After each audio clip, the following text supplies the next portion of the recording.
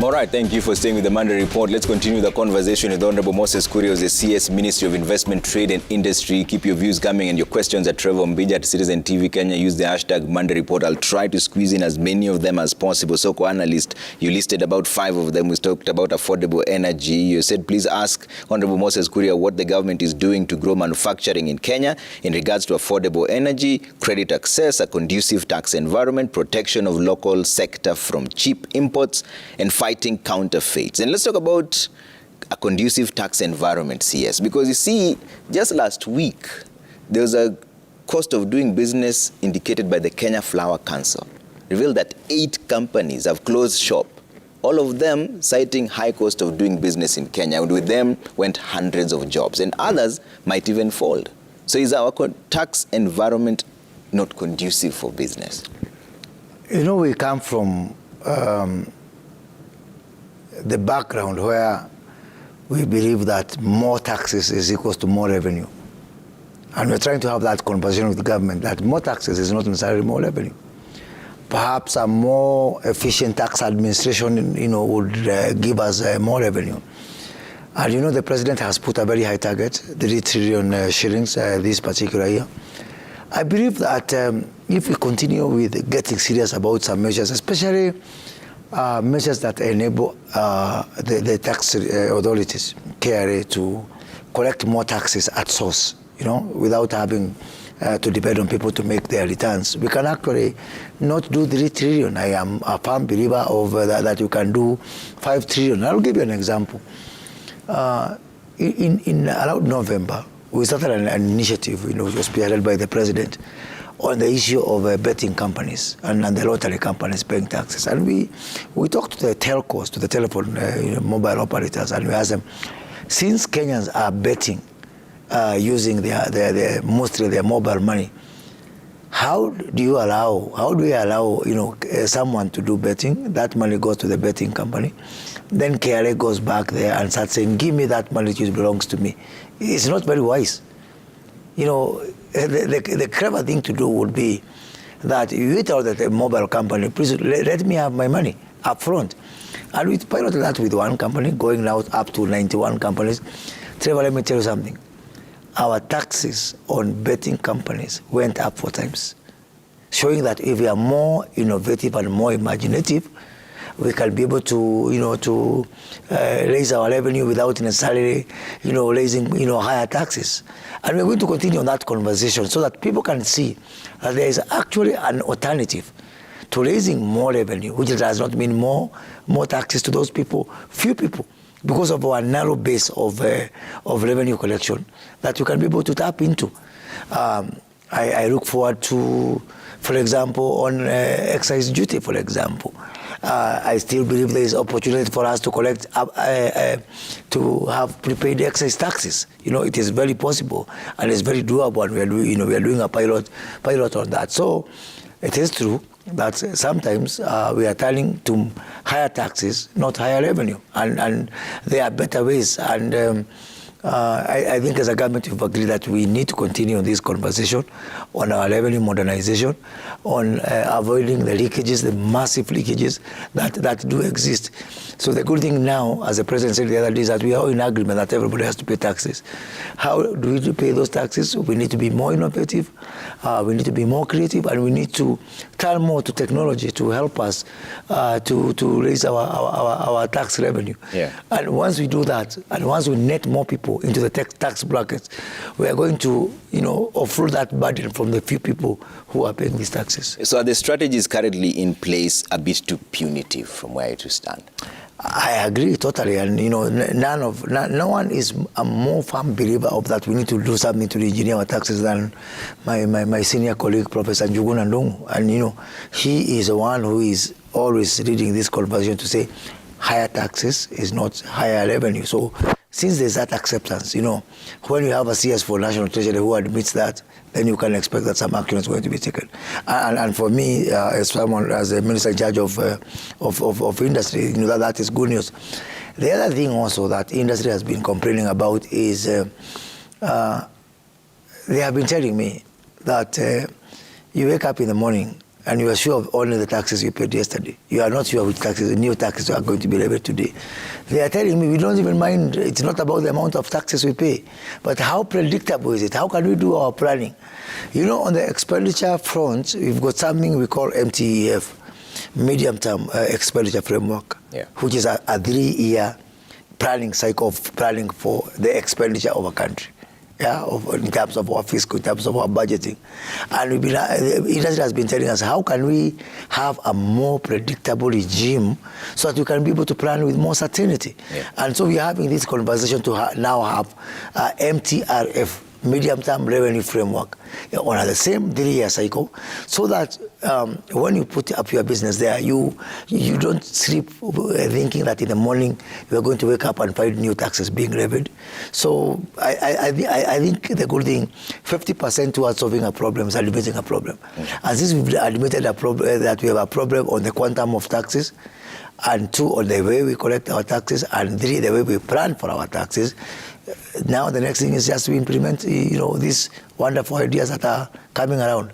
So I believe something could be done, and we are pushing, the pedal in that direction. Okay. And, the Kenya Kwanza manifesto, Waziri, page 32, recognized that manufacturing was on the decline. And you mentioned it earlier on, 9.3% to 7.6% between 2016 to 2020. But let's take the garments and textiles industry, for example. Yeah. The one here in Kenya is worth 60 billion shillings, employing 50,000 people. Yeah. The one in Bangladesh is 4.2 trillion shillings, employing 4 million people. Yeah. How then do we grow our own industry? And also this is related to what Soko analyst is questioning, the protection of local sector from cheap imports. Let me talk about the two things. First of all, on textile, and I really like that question, because I'm a firm believer that if there's one industry that has got, unbelievable potential to employ so many people is the textile industry. Why? Because of the American market. The American market is over $100 billion industry in terms of actually $430 billion, dollar industry in terms of imports. Kenya is a member of the African Growth and Opportunity Act, AGOA. We enjoy duty-free and quota-free access into the U.S. market. And so we've not taken advantage of this. And right now, because of the problems that are there in Ethiopia has been taking advantage of our inability to take advantage of this particular market. They were leapfrogging ahead of us. Kenya is still the market leader in terms of AGOA, in terms of the exports in Africa, but we not scratch the surface. Actually, Sri Lanka, a country of 20 million people, less than half of our population, is exporting to the US. They don't have the AGOA, but they're exporting 10 times more. So what am I doing about it? First of all, investors want to come here. They really want to come here. Even with our problems on the cost of energy, they really want to come here. Just the last 1 week, as you saw, in the Kenya Gazette on Friday, I gazetted on one thing called the 3 new EPZs that are coming in here from Ethiopia. Garments and socks and this kind of thing.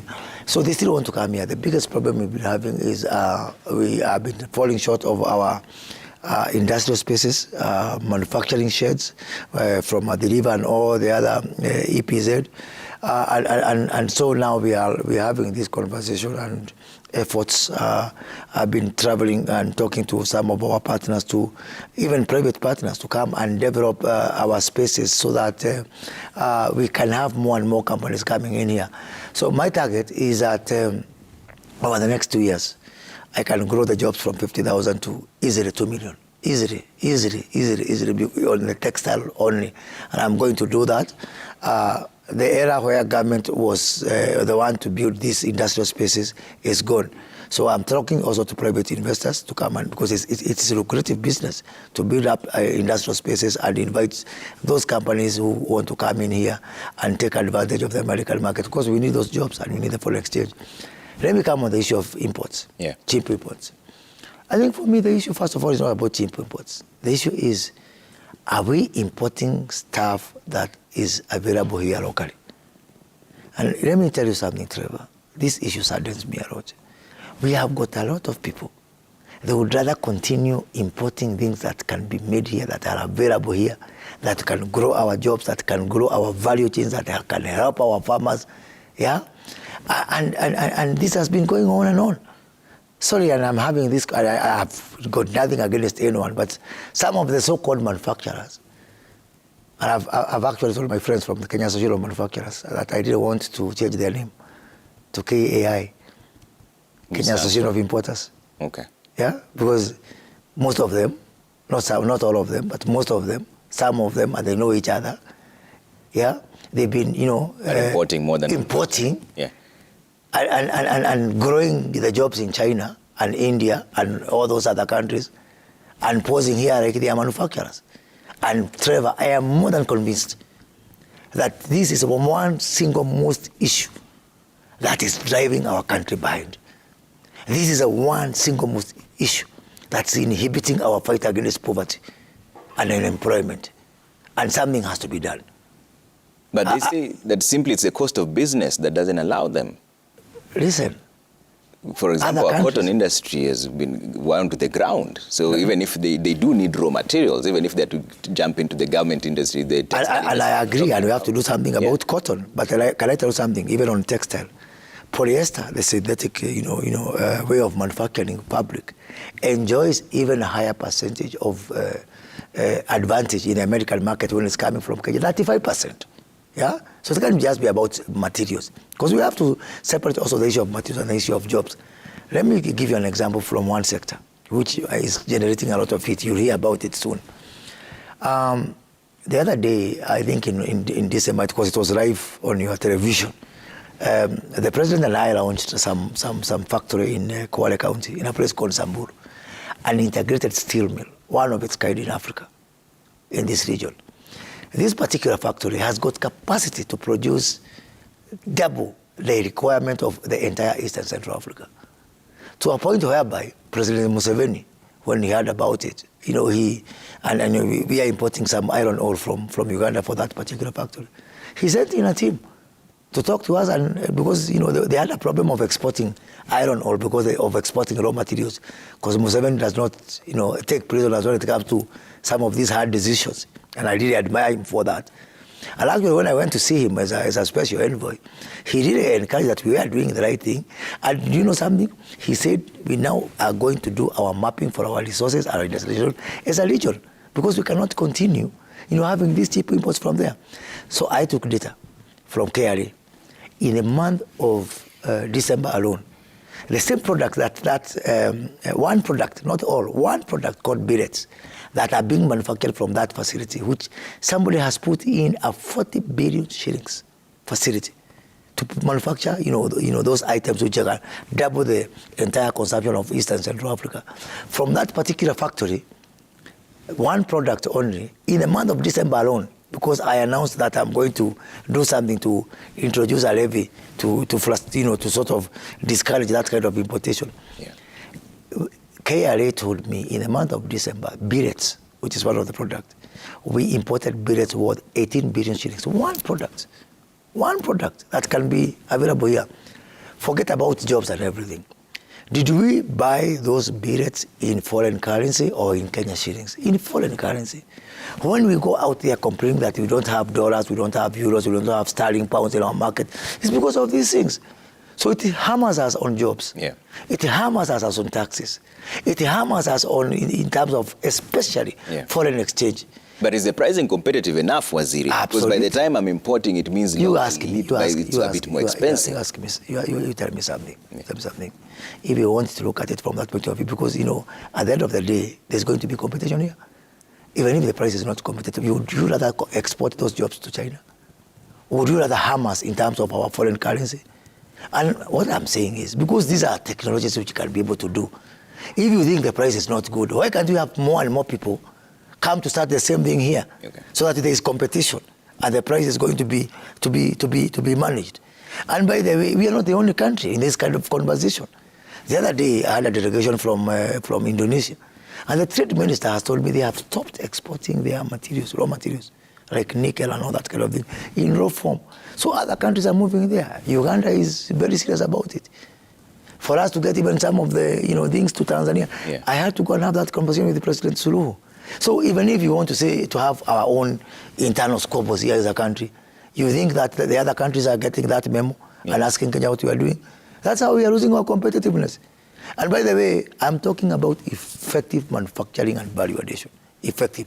That creates job and that has got backward linkages all the way to the common man. Yeah. Not, let me say another sector before, because I know, some people will ask me about this one. So this really minister of Indonesia, he came to me and asked me, how come you're not buying our edible oil directly and you are buying through Egypt? I asked him, how do you mean you are buying through Egypt? Now Egypt is a member of COMESA. So some people, COMESA, Egypt enjoys duty-free, into this particular region. He told me, those people you are calling your manufacturers of edible oils, they actually buy from us. Yeah. They go to Egypt, they repackage, they bring it here. Bring them back. And they call themselves manufacturers. So we must also distinguish. Yeah. Yeah? And however unpopular this is, I will continue on this because our soils, Trevor, in Busia, in Taita Taveta, in Kwale County, in Kilifi County, are fertile for palm oil. Yeah. Yeah?